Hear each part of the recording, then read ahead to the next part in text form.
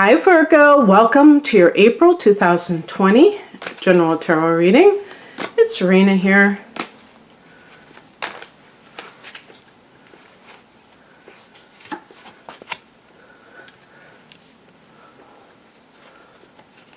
I'm holding the deck from behind the camera and just picking and shuffling and picking and shuffling.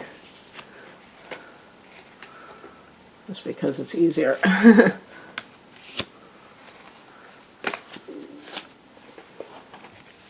Okay, some of these you may not see, but I'm going to hold them up anyhow. This is for April. April may be a month of strategizing for you for some reason. Maybe you're plotting your future direction in life. This card can indicate going your own way, whether it's in a personal relationship or in a job situation, that you're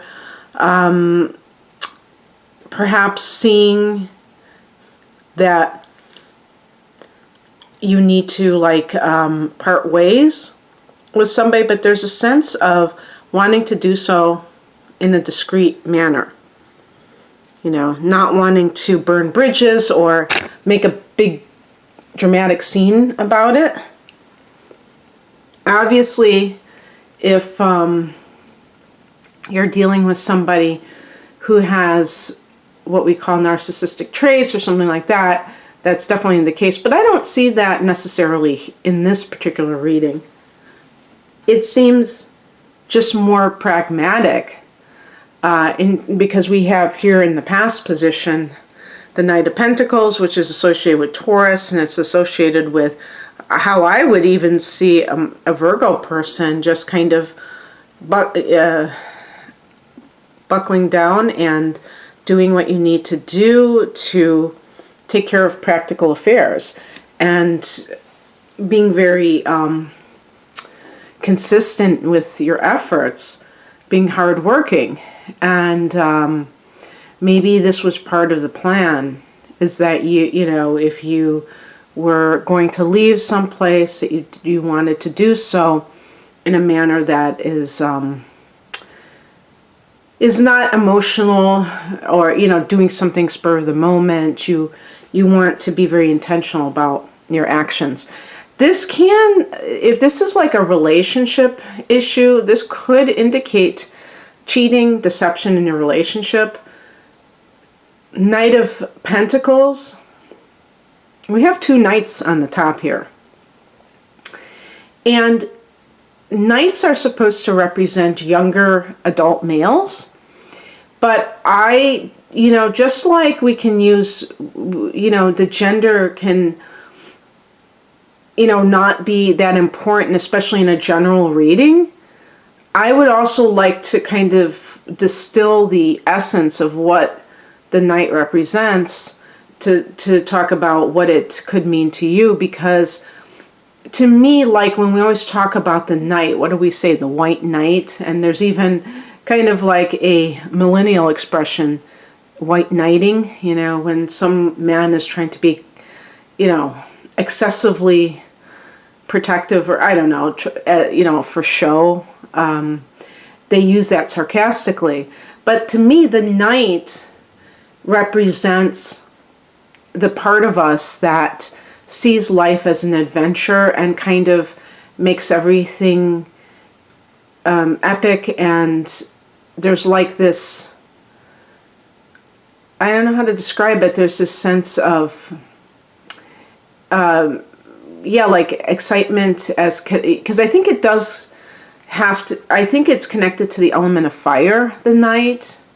So there's a passion that the knight brings to life. And the thing is, like, if you were with somebody who, you know, you thought was like the Knight of Pentacles, who was very dependable, and now you find out that they were not who they seemed to be, then the way to look at this from a spiritual perspective is that you didn't have that spiritual connection. And we can also say emotional connection with the cups. But I see those things almost as like synonymous, emotional and spiritual. And it's possible that Virgo, and earth signs in general, because you're oriented towards the material, doesn't mean that you're not spiritual at all, but you may really feel like you may value those qualities, put them in the forefront, and not see that perhaps there was not a true connection with this person at a deep level. Not everybody gets involved with others primarily through their emotions. They may do so through their decision whether or not a person, hey, I think that this person and I could build a great life together. And they're talking about, we could have a home, we could do that. They're talking about those practical things. And so it's almost like a business partnership. And I don't mean it in a bad way. I mean, they just are kind of pragmatic about what a partner represents. Some people are wildly romantic. So I was thinking, if you're a Virgo and you have Venus and Leo, that may be the one area in life where you tend to kind of be over the top, and it's in your love life where you just like, it's epic, to you, or you want it to be epic. If you have Venus and Virgo, it's going to be different. You're not going to be offended if your significant other gives you a vacuum for Christmas. Where another sign would be like, this is beyond the pale. So the thing is, it's like nothing is inferior to another thing or a certain situation, but both people have to be on board for that. And the Knight of Cups suggests that there wasn't enough of emotional connection, and that's what created the rift. And here we have as the challenge, this is again, the Ace of Cups, beginning to start a new love, a new love relationship. And this is because you're still with a person that perhaps it has gotten routine. It isn't what it was. Or that they are actually cheating. I don't necessarily see this. Sometimes when I see that Seven of Swords, I do think, okay, this person's, talking about the other party is cheating and things like that. In this case, because of the Knight of Pentacles, I have a feeling that it's simply that you're thinking about leaving, and you want to do so in a way that's going to cause the least amount of problems. But you can't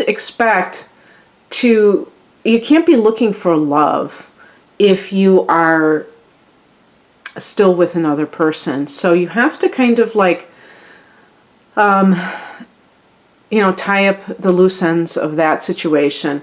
Nature abhors a vacuum, and you will see that when the deck is cleared and you are able to, when you finally say, I'm single, I'm available, that you will likely find yourself with a partner that you really resonate with, and not one that you're just tolerating. And I think too, as the spiritual message, the Knight of Cups is saying you can have this in life, but it's important to note that it's not about a Harlequin romance. It's not about, that phase where a person is just like giddy and just like totally in love and stuff. That phase is temporary. Then reality sets in, the day-to-day sets in, especially if you're living together or you're married, and you're in a new phase. And I think Virgo in general tends to be fine with that and enjoy the routine. But sometimes when I'm doing relationship readings, for instance, where a person is dissatisfied in their current relationship, you can see hard angles from the moon to Neptune or Venus to Neptune, or maybe having the moon in Pisces or the, so even if you're an earth sign like Virgo, having some of these hard angles to Neptune can create disillusionment, giving your affections to the wrong person and really building them up as something that they're not. But especially with the disillusionment, it's important to realize that life is not fantasy, that it's going to just be ordinary. Most of our lives are filled with ordinary moments, not these ecstatic moments, and that's okay. We don't, if we were just having one ecstatic moment after another, it might get a little exhausting. And being able to navigate through life happily, regardless of any kind of feeling of that sort of, life is just kind of predictable, is a gift if you're able to do that. Because the Knight of Pentacles can be very predictable type of person, or if you want to, I'm trying to think of another word than energy that seems so cliched at this point, but you know what I mean. Influence, and being able to accept ordinary moments and be happy and comforted with them is a wonderful thing. Okay. What is coming in is the Emperor, and this is a card that's associated with Aries. I associate it with Capricorn, but that is neither here nor there. It's interesting because I'm getting these two major arcana cards as the near future and the outcome, and both of these, the outcome is a Judgment card, and it makes me wonder if this has something to do with a divorce. Maybe that's why you can't start a new relationship, because you're waiting for that judgment and it's coming in shortly. But the Emperor is also the father. It's the authority figure. And, the Knight of Cups can be an offer. Now, usually I don't read that position in the literal sense of whatever the definition is. I'm trying to look at it from a higher perspective. But the fact that we have the Ace of Cups, these kind of suggest that there is something going on with some Virgos that is more of a creative opportunity for you, a healing arts opportunity for you, and perhaps you were in the financial industry or the healthcare industry, and you're kind of making that switch. Especially the healthcare industry, going into healing is a natural progression.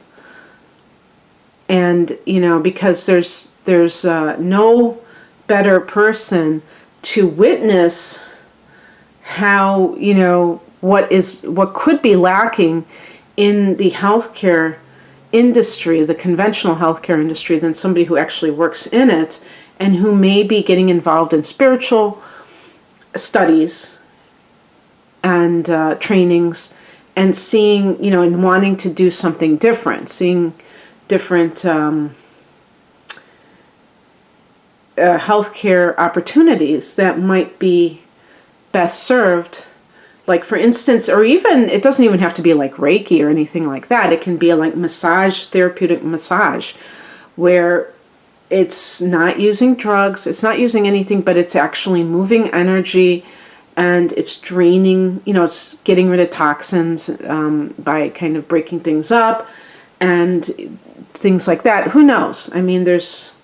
The sky is the limit for that kind of thing. So in any case, I hope that you enjoyed this, Virgo. I think that one thing I want to say about the Emperor, I think it's like feeling more empowered in your life. Perhaps you were giving away your power in some way, and now you realize you're taking it back, and you're making choices based upon what you want. The Judgment card is about what we sow, we reap. And this involves decisions that we make. The judgment, what is our judgment? Are we utilizing, are we using good judgment when we are making choices in life? Why or why not? So in any case, that's what I have for you. I hope that you enjoyed this. God bless you. Take care. Bye.